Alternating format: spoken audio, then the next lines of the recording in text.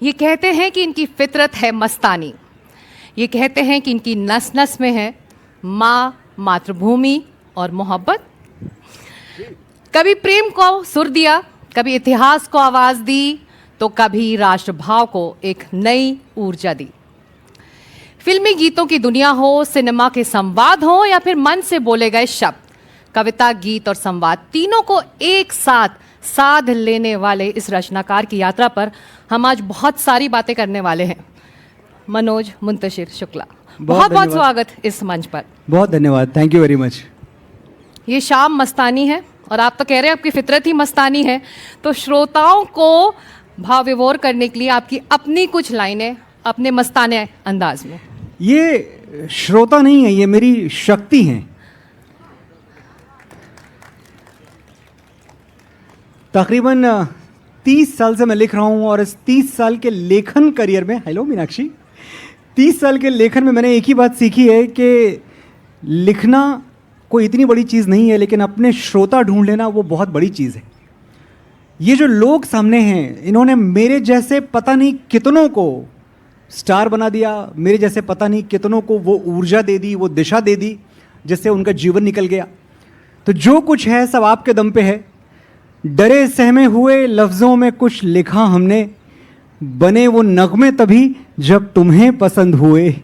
हमारा कद तो कभी इतना बड़ा था ही नहीं, तुम्हारे कंधों पे बैठे तो हम बुलंद हुए। वाह, क्या बात है, क्या बात है। तो जब ऐसी लाइनें आप लिखते हैं तो आपको क्या पहाड़ों पर जाना पड़ता है, हिमालय की शरण में जाना पड़ता है, या फिर पड़ोसी झगड़ा कर रहे हो, घर में प्रेशर कुकर की सीटी बज रही हो, घर में बेटा शोर मचा रहा हो, तब भी लिख लेते हैं? ये जो लग्जरी है ना कि कोई जाके पहाड़ों पे लिखता है, कोई समंदर किनारे लिखता है, ये उनके लिए होगी जिनके लिए लिखना रोजी रोटी का जरिया नहीं है। मैं बहुत प्रैक्टिकली बताऊं तो अगर मैं इस पूरे पैराफिनालिया में फंसने लगा कि आज मेरा मन नहीं हो रहा है, आज मुझे कोई इंस्पिरेशन नहीं आ रहा है, आज तो जब वो मेघदूत घिरेंगे मैं पर्वत पे होऊंगा, सरगुजा पर्वत पे, तब कविताएं लिखूंगा, ऐसा नहीं हो सकता। मैं 21वीं सदी का राइटर हूं जिसके लिए लिखना ही उसके किचन की आग को जिंदा रखता है। मेरे लिए लिखना ही मेरी ज़िंदगी को चलने का एक ईंधन देता है। तो जब मुझसे कहा जाता है, जब ज़रूरत होती है, मैं लिखता हूँ और लिखना पड़ता है। क्योंकि अब मैं ये तो नहीं कह सकता ना कि नहीं इंडियन आइडल एक काम करना, इस बार फ्राइडे या सैटरडे की जगह, संडे की जगह तुम अगले फ्राइडे सैटरडे संडे कर देना, या ये पिक्चर इस फ्राइडे रिलीज करने की जगह 1 महीने बाद रिलीज करना। जब मेरे हाथ में मेरा टाइमलाइन नहीं है, मेरे शेड्यूलिंग नहीं है, तो जाहिर सी बात है जब ज़रूरत होगी मुझे लिखना पड़ेगा। इसलिए जॉगिंग करते हुए आप लिख लेते हैं, कुछ लाइनें आ जाती हैं, बेटे के साथ खेलते खेलते लाइनें आ जाती हैं। हाँ, क्योंकि देखिए एक तरीका क्या है लिखने के, यहाँ बहुत सारे नवोदित राइटर्स बैठे होंगे, तो सबके अपने तरीके होते हैं लिखने के। मैंने बहुत जल्दी एक बात समझ ली कि अगर मैं दूसरों का पढ़ के उनके जैसा लिखूंगा तो शायद मैं अच्छा तो लिखूं, लेकिन उसमें कोई इनफरादियत, कोई इंडिविजुअलिटी, कोई अलग जो एक बात होती है वो ना हो। So I never wanted to be a me too कि मैं इनके जैसा लिखूं, उनके जैसा लिखूं। और मैंने सबको पढ़ा। मैं ये कह सकता हूं कि शायद ही यहाँ से लेके और साउथ वेस्ट एशिया तक कोई राइटर होगा जिसको मैंने 10-10 बार नहीं पढ़ा है। हज़ारों किताबें पढ़ के मैंने एक पन्ने लिखने की हिम्मत जुटाई है। लेकिन साथ ही ये भी तय है कि आप जो कहें, आप अपने युग का सच कहें, अपने दौर का सच कहें, जो आपने देखा है, आपने जिया है। तो मैंने सवाल आपसे कहा, मैं श्रोताओं से, यहाँ पे ऑडियंस से जानना चाहूंगी, जॉगिंग करते हुए उन्होंने जो गीत लिखे हैं, आपको अंदाजा है, गेस कर सकते हैं कौन सी गीत उन्होंने लिखा, और अपने बेटे के साथ खेलते खेलते कौन सा गाना लिखा उन्होंने, बताइए। तेरी गलियां, जी जी, तेरी गलियां। ऐसे हुआ कि मैं एक दिन अपने घर में हमेशा की तरह सुबह 6 बजे मैं सो के उठा, जॉगिंग के लिए निकला, तो एक छोटा सा रास्ता है जो मेरे घर को मेन रोड से कनेक्ट करता है, गोरेगांव में पहला वाला घर मेरा। अब तो खैर वो घर बदल गया। तो मैंने अचानक देखा कि वहाँ एक पत्थर लग गया है और उस रोड का नामकरण हो गया है। So now that road is called Govind ji Shroff Marg. Jogging करते करते वो एक वर्ड मार्ग मेरे दिमाग में घूमने लगा। और ये होता है, राइटर सर कंपल्सिव ओसीडी के केसेस होते हैं। क्या चीज़ दिमाग में रह गई, अब मैं सोचने लगा, मार्ग, रास्ता, पथ, पगडंडी, गली, गलियां, बड़ा अच्छा वर्ड है गलियां। And before I could blink my eyes, मैं अपने मोबाइल पे लिख चुका था, यहीं डूबे दिन मेरे, यहीं होते हैं सवेरे, यहीं मरना और जीना, यहीं मंदिर और मदीना, गलियां तेरी गलियां। वाह। So this is how poetry happens. Poetry एकदम ऐसी जगहों पे होती है जहां आप उसकी उम्मीद ही नहीं कर रहे होते कि यहां से शायरी आएगी, यहां से कविता आएगी। यही तो क्रिएटिविटी है, उसको जगह मौका ढूंढने की जरूरत नहीं है, जहां जो मिला उससे इंस्पायर होके लिख लिया। जी, और आपने वो जो मेरे बेटे की बात की, जी, वो भी बताइए कहानी, पहले गेस करवा लें। गेस करवा लीजिए कौन सा गाना है। कौन सा गाना है बेटे के साथ? आप बड़े फैन हैं लगता है मनोज जी के। भूल गए आप। हाँ, तो ये जिस किस्से की बात कर रही हैं, तो हर मिडिल क्लास फैमिली में एक बात होती है कि जब बच्चा होता है घर पे, आप उसके साथ खेल रहे होते हैं, तो हमेशा एक सवाल पूछते हैं, baby who loves you more, mama और पापा? है ना मैम? हर घर में होता है। तो हम भी कोई अलग घर तो है नहीं, हमारा मिडिल क्लास लोग हैं, हम भी बैठे हुए थे, नीलम और मैं। हमारा छोटा सा बच्चा था, उस वक्त तकरीबन शायद 5 साल का रहा होगा, आरव। तो मैंने उससे पूछा, आरू हु लव्स यू मोर? ज़्यादा प्यार पापा करते हैं मम्मा? उस दिन नीलम का दिन अच्छा था, उसने तुरंत बोला छूटते ही, मामा लव्स मी मोर। मैंने कहा, मामा चुप, कौन तुझे यूं प्यार करेगा जैसे मैं करता हूं। क्या बात है, क्या बात। ये सिर्फ एक बोली हुई लाइन थी और मुझे अचानक एक रेजोनेट हुआ, कुछ एक वाइब्रेशन हुई, मुझे लगा कि ये तो बहुत अच्छा थॉट है, it can go in some film. तो मैंने वो लिख के रख लिया, कौन तुझे यूं प्यार करेगा जैसे मैं करता हूं। बाद में आप सबको पता है MS Dhoni the untold story, वो फिल्म, उस फिल्म में एक सिचुएशन, ये गाना फीमेल पॉइंट ऑफ व्यू से हो गया क्योंकि हमें ये बताया गया कि धोनी साहब बड़े शाई हैं। MS धोनी जी हमारे हीरो, हमारे स्टार। तो एक्चुअली वो किसी लड़की को ऐसा ओपनली नहीं कहेंगे पिक्चर में कि कौन तुझे यूं प्यार करेगा जैसे मैं करता हूं। तो क्या करें, लड़की उनको कह सकती है, थाला फॉर अ रीजन। तो लड़की क्या कहेगी? लड़की ये कह सकती है कि कौन तुझे यूं प्यार करेगा जैसे मैं करती हूं। तो इस तरह से इजाद हुए ये शब्द, ये गीतें। लेकिन ये बताइए कि अब क्या वाकई आपके करियर का ये फेज 2 है? क्योंकि मैं बहुत सारी बातें करना चाहती हूँ, लेकिन I want to also address the elephant in the room, which is जो विवाद रहा आदि पुरुष का। आगे बढ़ चुके हैं आप, क्षमा मांग चुके हैं आप, लेकिन क्या सीखा इस विवाद से, या फिर अभी भी हेलमेट पहनकर आप लिख रहे हैं? आदि पुरुष मेरी तकरीबन 75वीं फिल्म थी, 75th। मैंने 74 फिल्मों से उतना नहीं सीखा जितना एक आदि पुरुष से सीखा। और सीखने वाली बात यह थी कि 2 बातें।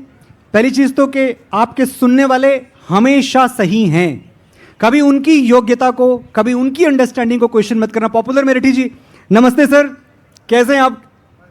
अरे बाप रे, पूरी जिंदगी निकल गई आपको सुनते हुए। महबूब वादा करके जब आया ना दोस्तों, क्या क्या न सहे सितम हमने उसके इंतजार। समथिंग मुर्गे चुरा के लाए थे जो 4 पॉपुलर, 2 आरजू में कट गए 2 इंतजार में। एक बार पॉपुलर मेरिठी साहब के लिए जोरदार तालियां बजाइए। अगर इस देश में उर्दू शायरी में तंजो मिजाज किसी ने जिंदा रखा है तो वो आपके सामने बैठे हुए हैं। और एक बार जब मैं बोल लूंगा तो मैं वहां बैठ के आपको सुनूंगा। मेरे ऊपर फिलहाल तो बहुत बड़ा प्रेशर आ गया है, इतने बड़े आदमी के सामने बोलना, ये आपने बताया नहीं था मुझे।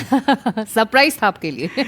लेकिन आदि पुरुष, मैं ये समझता हूं इस देश को मेरी कोई चीज नागवार गुजरी। मुझे डांट के बताया गया कि तुमने गलत लिखा, तुमने खराब लिखा, तुम्हें ऐसा नहीं लिखना था। मैंने अपना सर झुकाया, बिल्कुल मैंने गलत लिखा, खराब लिखा, मुझे ऐसा नहीं लिखना था। मेरे इस देश ने, मेरे इस सुनने वालों को जो कारवां यहाँ बैठा हुआ है, इन्होंने मुझे दोबारा स्वीकार किया, उसी प्यार से स्वीकार किया जो पहले था। तो मैं समझता हूँ ये मेरा और इनका रिश्ता है कि जब मुझसे गलती होती है तो मुझे छोड़ा नहीं इन्होंने, ये मुझे छोड़ भी सकते थे। इनके पास ये ऑप्शन था कि आज से मनोज मुंतशिर खत्म, नहीं सुनना मनोज मुंतशिर के गाने, नहीं देखनी है उसकी फिल्में। इन्होंने छोड़ना मुझे स्वीकार नहीं किया, इन्होंने मुझे डांट के, फटकार के बताया कि सही रास्ते पे आओ, तुम्हें अभी बहुत कुछ है देने को। और शायद इसीलिए आदि पुरुष के बाद मैं बॉर्डर के गाने लिख पाया, बहुत कुछ कर पाया। नहीं, शब्दों के ही पत्थर थे, बाकी तो खैर कोई पत्थर नहीं थे। चलिए, लेकिन गुजर गया और आगे देखने का वक्त है। तो यूं ही कहानियां नहीं बनती, इसलिए हमको ज़रूरी है ये समझना कि अमेठी से मुंबई तक का सफ़र जो आपका रहा, संघर्षों से भरा भरा रहा, लेकिन आपने बहुत कुछ हासिल भी किया। लेकिन इस संघर्ष में, इस जर्नी में बहुत कुछ छूटा भी होगा। तो अपने शब्दों में बताइए कि क्या क्या छूट गया अमेठी से मुंबई तक में? अमेठी ही छूट गया।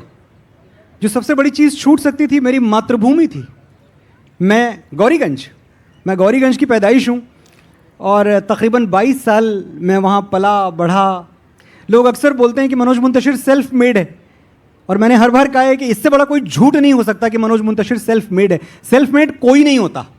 खाली आपको जब इमारत खड़ी हो जाती है तो उसके बुनियाद में रखी हुई ईंटें नज़र नहीं आती हैं तो आप बोलते हो ये तो अपने आप खड़ी हो गई। ऐसा नहीं है। मैं जो कुछ भी हूँ, जो भी मेरे अंदर सलाहियत है, काबिलियत है, सब मेरे गौरीगंज की दी हुई है। आप पूछ रही हैं क्या छूटा?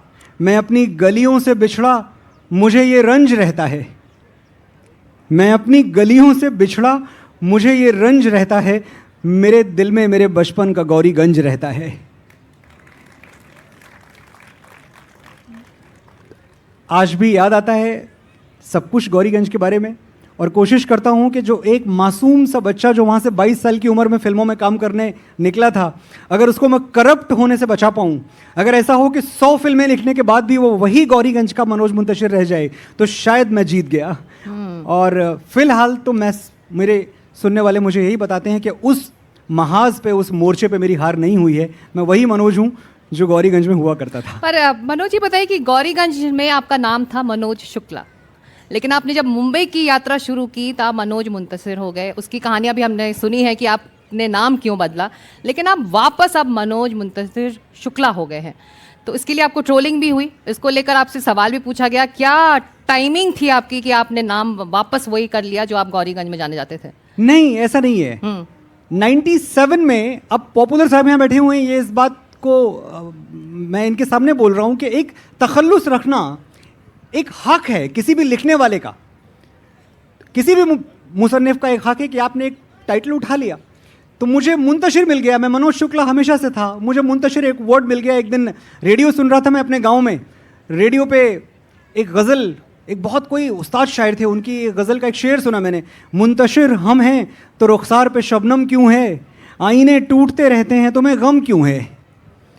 तो वो जो एक लफ्ज़ था मुंतशिर, मैंने उसको अपने नाम के साथ जोड़ के देखा, मनोज मुंतशिर। मुझे एलिट्रेशन बड़ा अच्छा लगा, वो अलंकार में बड़ी अच्छी भाषा लगी। बिना किसी वजह के मैंने अपना नाम मनोज मुंतशिर रख लिया। फिर लोग कहने लगे इसका मतलब तो होता है टूटा हुआ, बिखरा हुआ, तुमने बहुत नेगेटिव नाम रख लिया। और मैंने हमेशा एक बात कही कि ये भी तो हो सकता है कि मैं रोशनी की तरह बिखरा हुआ हूँ, मैं खुशबू की तरह बिखरा हुआ हूँ। कोई ज़रूरी है कि मैं कांच की तरह टूट के बिखर गया? आपके शब्दों ने जोड़ा है लोगों को। ये बताइए कि आपकी साहित्यिक प्रेरणा क्या रही, या फिर दिल टूटा तो फिर आपने लिखना शुरू किया? कौन से वाले दिल टूटने का किस्सा सुनाऊं? 7 बार टूटा है। 7 बार टूटा है जी। कौन सा सुनना चाहेंगे, पहला, दूसरा, 7वां?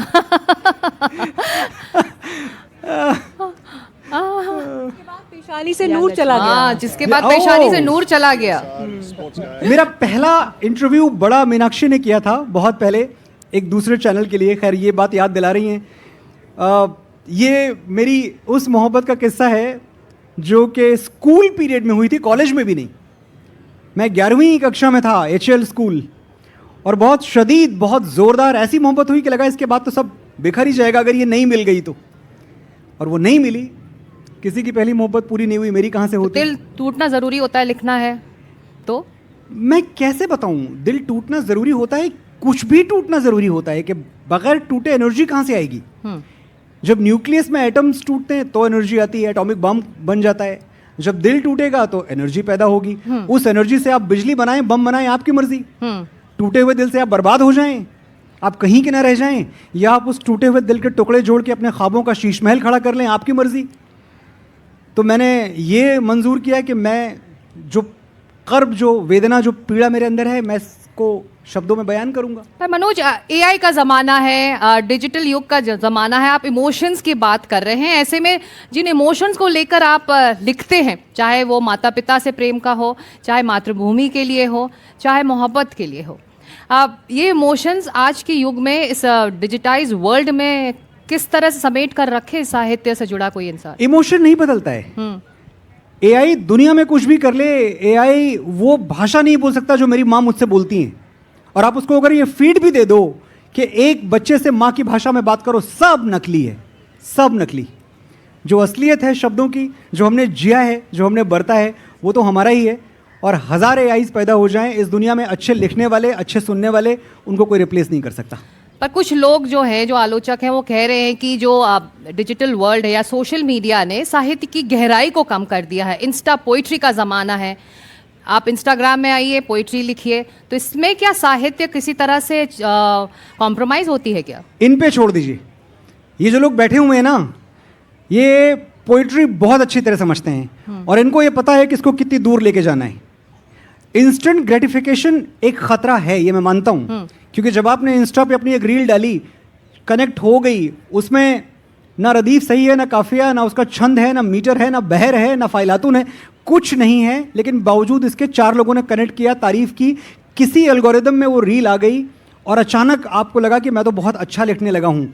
ये खतरे की घंटी तो है, क्योंकि खुद ब खुद चल के कहाँ तर्ज सुखन आया है, पाँव उस्तादों के दाबे हैं तो फन आया है। वाह। जब आप उस्तादों की जूतियां अपने मस्तक पे उठाते हैं, अपने सर पे उठाते हैं, तब जाके कोई एक चीज आपको प्रसाद के तौर पे मिल जाती है, चल बेटा ये सीख ले। और आप सोचें कि आप उठे, आपने एक रील बनाई और आपने पोइट्री कर दी। मेरे नौजवान दोस्तों, इस ट्रैप में मत फंसना। लिखना बहुत बहुत बहुत गहरी चीज है। अगर आप लिखना चाहते हैं, मैं 100 बार कह चुका हूं कि 2000 पन्ने जिस दिन पढ़ लेना, उस दिन एक पन्ना लिखने की हिम्मत जुटाना। उसके पहले हिम्मत भी मत करना। पढ़ना भरना है, लिखना छलकना है। बगैर भरे आप छलक नहीं सकते। First you have to get filled up, then you can spill down. तो एक छोटी सी, देयर आर नो शॉर्टकट्स, कोई शॉर्टकट नहीं है, कोई शॉर्टकट नहीं। और उस इंस्टा का जो इंस्टेंट ग्रेटिफिकेशन है, ये बहुत सारी चीज़ों के लिए अच्छा होगा, शायरी और पोइट्री के लिए ठीक नहीं है। जब आप आगे बढ़ेंगे, जब आपके सामने दुनिया में बहुत सामने चैलेंजेस होंगे, आपके सामने लिटरेरी हीरोज़ होंगे, तो आपको लगेगा कि आपने कुछ सीखा ही नहीं। आप बहुत निहत्था पाएंगे अपने आप को उस लड़ाई में। इसलिए आज कूदने के पहले अपने हथियार जमा कर लीजिए, अपने अस्त्र शस्त्र इकट्ठा कर लीजिए। इतनी अच्छी पोइट्री दुनिया में हुई है, उसे पढ़िए, घंटों पढ़िए।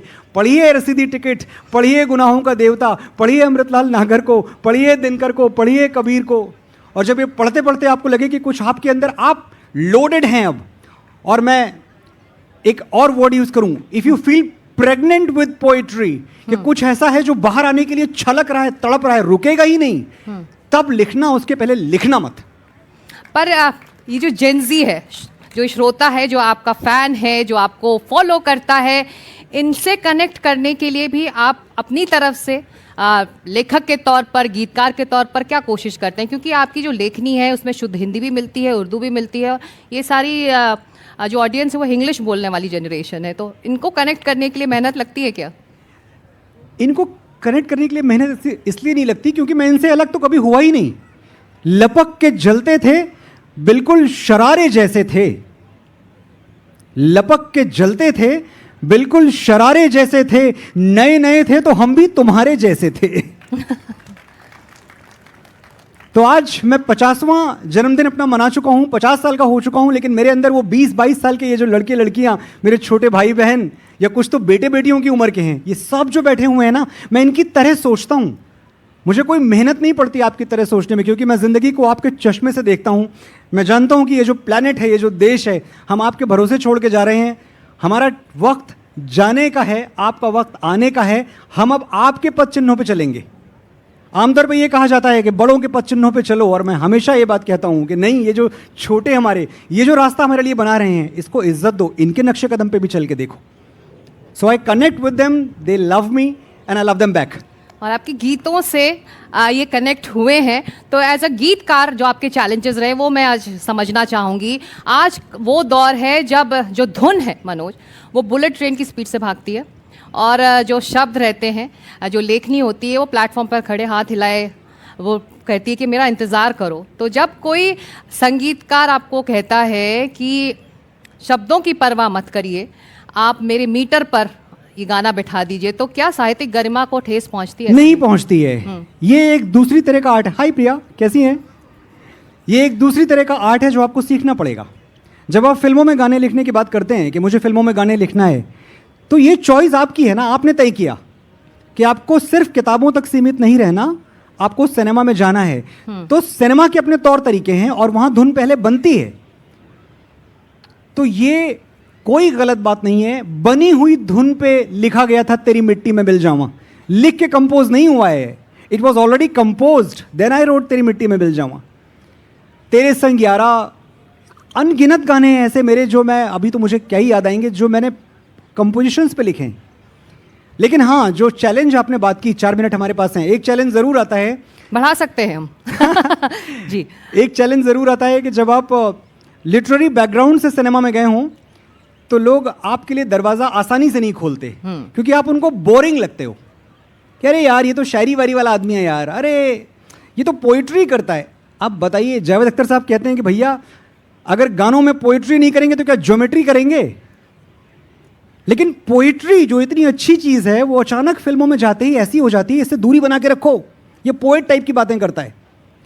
तो जब मैं 99 में गया और फिल्में लिखने के लिए, गाने लिखने के लिए स्ट्रगल कर रहा था, तो मुझे एक बहुत बड़े प्रोड्यूसर मिले, उन्होंने कहा देखो तुम ऐसा करो, घर जाओ, हर दिन टाइम्स ऑफ इंडिया के पेज नंबर 3 पे टॉप 10 गानों की लिस्ट आती है, तो जो उसमें नंबर 1 पे गाना हो वैसा कुछ लिख के लाओ, ये शायरी वारी मत सुनाओ।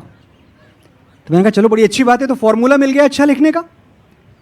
मैं आया, किसी तरह मेरी रात कटी, सुबह हुई, भाग के मैं न्यूज़पेपर लाया times of India, page number 3 खोला, नंबर 1 पे जो गाना था उसके बोल बताता हूं मैं आपको क्या थे पॉपुलर साहब। मैं लड़की पो पो पो, सुना ना गाना आपने, हेरा फेरी। मैं लड़की पो पो पो, तो मैं तो पढ़ रहा हूं ना, मैं लड़की पो पो पो, तू लड़का पो पो पो, हम दोनों मिल गए अब होगा क्या, पो पो। और मैं किस बैकग्राउंड से आया था? मैं कैफी आजमी को सुन के आया था पॉपुलर साहब। दोस्ती जुर्म, वफा जुर्म, मोहब्बत है गुनाह, ये वो दुनिया है जहां प्यार नहीं हो सकता, कैसे बाजार का दस्तूर तुम्हें समझाऊं, बिक गया जो वो खरीदार नहीं हो सकता। क्या बात है। जाने क्या ढूंढती रहती हैं ये आंखें मुझ में, राख के ढेर में शोला है न चिंगारी है। मैं जब जब फूल खिले देख के आया था, जहां एक शिकारे वाला जब कश्मीर से मुंबई आता है और एक बॉलरूम डांस में अपनी प्रेयसी को कई पुरुषों के साथ नाचते हुए देखता है तो उसकी आत्मा चीत्कार कर उठती है, यहाँ मैं अजनबी हूँ, मैं जो हूँ बस वही हूँ, तेरी बाहों में देखूं सनम गैरों की बाहें, मैं लाऊंगा कहाँ से भला ऐसी निगाहें। ये कोई रक्स होगा, कोई दस्तूर होगा, मुझे दस्तूर ऐसा कहाँ मंजूर होगा, भला कैसे ये मेरा लहू हो जाए पानी, मैं कैसे भूल जाऊं मैं हूं हिंदुस्तानी। वाह, क्या बात है। तो जब आप ये सुन के आए हैं तो अचानक पो पो पो becomes a cultural shock to you. लेकिन इसी पो पो पो और कैफी आजमी और साहिर और शैलेंद्र और आनंद बख्शी के बीच से आपको एक रास्ता ढूंढना पड़ता है। आप लौट जाएंगे हार के, ये आपका चॉइस है, आप इसमें अपने लिए एक जगह बनाएंगे, ये भी आपका चॉइस है। तो मैंने तो मुंबई के समंदर से कह दिया, कश्तियां हमने जला दी हैं भरोसे पे तेरे, अब यहां से नहीं हम लौट के जाने वाले। आप लेखनी का जिक्र कर रहे हैं, आप इस जिक्र में प्रेरणा और नकल में बहुत बारीक लकीर होती है। बॉर्डर 2 आपकी हाल में रिलीज हुई जी। आप 2 तरह के व्यूज सामने आए। एक सेक्शन ये कहता रहा कि ये प्रेरित गाना है, जो आप भी कह रहे हैं। जावेद अख्तर का आपने जिक्र किया, आप संदेश से आते हैं जी। आप कोई इसे क्रिएटिव बैंकरप्सी भी कह रहा है, तो इसका क्या जवाब देंगे आप? देखिए, पहली चीज तो संदेशे आते हैं मनोज मुंतशिर का गाना नहीं है, जिंदगी भर मैं कहता रहूंगा जावेद अख्तर साहब का गाना था, अन्नू मलिक साहब का गाना था, सोनू निगम, रूप कुमार राठौड़ का गाना था। मनोज मुंतशिर का उस पर क्लेम 0 है। जितना बड़ा शून्य आप बना सकते हैं, मेरा हाथ से तो इतना ही बन रहा है, उतना बड़ा शून्य, मेरा कोई क्लेम नहीं है उस गाने पे। जावेद साहब ने वो गाना नहीं लिखा, इसलिए मजबूरन मुझे लिखना पड़ा। उस फिल्म के लगभग सारे गाने मैं लिख रहा था। जावेद साहब के पास गए प्रोड्यूसर्स, जावेद साहब ने बोला यार मैं एक बार जो करना था कर चुका, मैं दोबारा कुछ नहीं करता। ये उनका क्रिएटिव जीनियस है। लेकिन हमारी फिल्म में सिचुएशंस अलग थी, तो मुझे मजबूरन वो गाना दोबारा सोचना पड़ा। और एक मुखड़े को सोच के पूरा गाना, 4 अंतरे का गाना है, वो चारों अंतरे नए लिखे हमने। जावेद साहब का आशीर्वाद है। जावेद साहब ने एक बात कही थी उस वक्त के, भाई ये क्रिएटिव बैंक्रप्सी है, अपना कुछ बना लो। तो हमने अपना एक गाना बनाया जिसने सारे रिकॉर्ड्स तोड़ दिए। आपने सुना होगा, क्या मनमौजी बेफिक्रे थे, मौत पे अपनी हंसते थे, दिल में वतन को रखने वाले सर पे कफन भी रखते थे। हम जो तिरंगा लहराएंगे हिचकी बन के याद आएंगे, वो मिट्टी के बेटे जो वापस न लौटे। आएंगे। वाह, बहुत खूबसूरत, बहुत इसी खूबसूरत। गीत का एक अंतरा आपने अमर कर दिया कि कुछ दर्द कभी सोते ही नहीं, वनवास खत्म होते ही नहीं, चौखट पे दिए जलते ही रहे, कुछ राम कभी लौटे ही नहीं। ये लाइन सबसे करीब है मेरे, क्योंकि जब जी। मैं आपके बारे में पढ़ रही थी और ये गाना जब हमने सुना, तो मैं जी। कल शाम ही ये जिक्र कर रही थी, कुछ राम है जो कभी लौटे भी नहीं। जी। अब यहाँ बैठे जो दर्शक हैं, तालियां बजा रहे हैं, आपके फैंस हैं, गीतकार हैं आप, लेखक हैं आप, आपका चेहरा सब जानते हैं, लेकिन एक दौर रहा जब गीतकारों का, लेखकों का चेहरा कोई नहीं जानता था। ऐसे में फिर इस तरह के स्टेज बने, जो प्लेटफॉर्म बने आप जैसे लेखकों के लिए, गीतकारों के लिए। एक तरह से कहें तो क्या जो आपका जो अगला स्टेप है म्यूजिकल शो करने का, वो उसी दिशा में जा रहा है? क्या आप और ज़्यादा कनेक्ट करना चाहते हैं? आप गीतकार, लेखक बैकग्राउंड में नहीं रहना चाहते, आप सामने आकर स्टेज ओन करना चाहते हैं? नहीं, ये तो सब इनकी मर्जी से है, जो लोग बैठे हुए हैं। मैंने अपनी मर्जी से, जी मैम जरूर आऊँ, थैंक यू मैम। तो मैंने सिर्फ लिखना चाहा, मेरे मन में कभी कोई महत्वाकांक्षा नहीं रही कि मेरा चेहरा लोग पहचाने, कभी ऐसा नहीं रहा। लेकिन संजोग से मुझे लोगों ने इंडियन आइडल पे बोलते हुए सुना, वो भी मैंने काम के तौर पे किया था, मुझे सारेगामा पे बोलते हुए सुना, और मैंने देखा कि हज़ारों की तादाद में मेल्स और मैसेजेस मुझे और मेरे चैनल्स को, सोनी को, जी को, इन सब को आने लगे कि मनोज मुंतशिर वापस चाहिए। तो ये इनका आदेश था, ये इनका हुक्म था, इनको मुझसे सुनना था। मैंने कहा ठीक है। तो राधा से रणभूमि तक जो आपका मल्टी टूर है, मल्टी सिटीज में आप जा रहे हैं, उसका पहले क्लिप दिखा लेते हैं, फिर उसी से खत्म करेंगे कि मैं एक बात बोल दूं, फिर आप क्लिप दिखाएं। बिल्कुल। पिछले 2 साल से मुझ पे कुछ ऐसी एक आमद हुई कि मैं भगवान कृष्ण के बारे में अलग अलग जितना लिटरेचर अवेलेबल था, तकरीबन 54 बुक्स में देख रहा था किंडल पे, मैंने पढ़नी शुरू की। और मैं जब भी कुछ पढ़ता मुझे लगता है कि एक और जाविया है, एक और नज़रिया है जहाँ से भगवान कृष्ण की बात होनी चाहिए। ये बात धीरे धीरे तकरीबन 1.5 साल में इतनी बलवती हो गई कि मैं अपने आप को रोक नहीं पाया, और मैंने अपने नज़रिए से प्रभु श्री कृष्ण को देखा। और उसके बाद मेरी पत्नी नीलम मुंतशिर जी और सारेगामा, जो एक बहुत बड़ी म्यूज़िक कंपनी है, आप जानते हैं, इन्होंने मेरे उस विज़न को फंड किया। और आज मुझे बड़े गर्व से मैं आपको ये बताना चाहता हूँ कि हम कृष्ण, राधा से रणभूमि तक, जो भारतवर्ष का भगवान श्री कृष्ण पे बना हुआ भव्यतम स्टेज शो है, वो हमने मुंबई में प्रीमियर किया, हाउसफुल।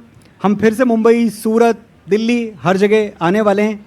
आप उस शो की एक झलक देखें, और मैं आपसे निवेदन करता हूं कि एक बार मेरे नज़रिए से, मेरे जाविये से अपने कृष्ण को ज़रूर देखें। क्लिप प्ले करते हैं और जल्दी से आप दिल्ली आइए इस शो को लेकर। जी।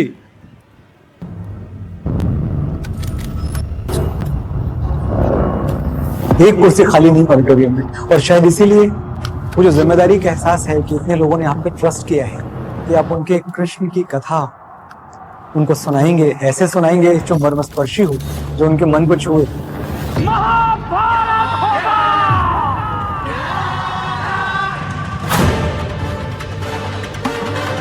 मैं महावीर दुर्योधन की माता गांधारी तुम्हें श्राप देती हूँ। तथास्तु। Beautifully portrayed, and I've come with my family and they're also really liking it, and I think it's beautiful the way he narrates is obviously magical. हे नारायण, हम आपको चुनते हैं। Manoj ji has always been an amazing artist. He is someone who personifies emotions. It's beautifully written, of course, Mansur has written. मैं भी तो देखूं ब्रह्मांड में कौन सी जंजीर है जो नारायण को बांध सकती। मृतकों से पटी हुई भू है, पहचान कहाँ इनमें तू है।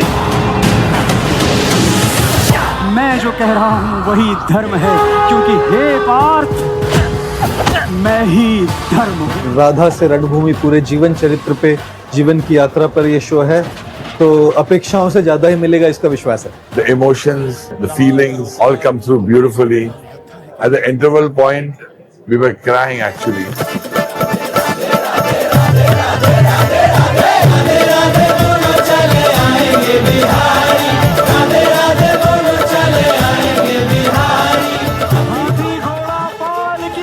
जय कन्हैया लाल की जय श्री कृष्णा. तो यूं ही कोई लेखक बाहुबली नहीं बनता. बहुत बहुत शुक्रिया, आपने क्रिएटर्स मंच के लिए वक्त निकाला Manoj. Thank you so much. धन्यवाद, थैंक यू और बहुत बहुत आभार आपको. आप मुझे 1 करोड़ बार सुन चुके हैं, फिर भी मुझे सुनने चले आते हैं. आपका बड़प्पन है, इस बड़प्पन के लिए मेरा सर हमेशा झुका रहेगा. Thank thank you. You so much. Thank